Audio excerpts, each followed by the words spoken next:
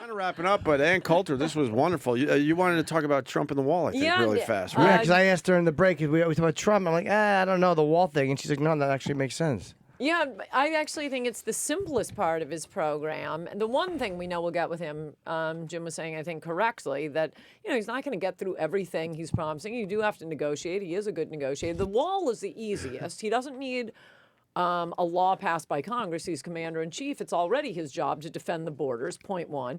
Point two, whatever it costs, it's a deal at any price when you look at how much illegals are costing the nation. But point three, how does he get to pay for it? This is the easiest thing. We send Mexico billions of dollars in foreign aid. We're giving them money. I know. Stop giving them that money and use it to build the wall. But what he says is in his immigration, and that's my suggestion in Adios America, what he says in his immigration policy paper is so much smarter only because he raises the issue of it. He says we're going to start taxing remittances.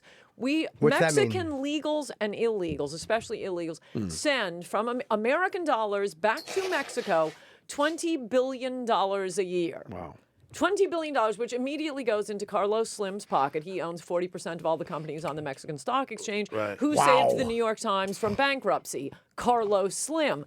That's why the New York Times can't be trusted on immigration. He's the richest man in the world, or is often ranked. I mean, he may be. Yeah. He's up there. You can't trust the New York Times on immigration. They were saved from bankruptcy by a guy who makes his money off of illegal immigration to the U.S. And that money is being sent, just money vacuumed out of the American economy, money that can't be spent on houses or on tips or to hire, American gardeners.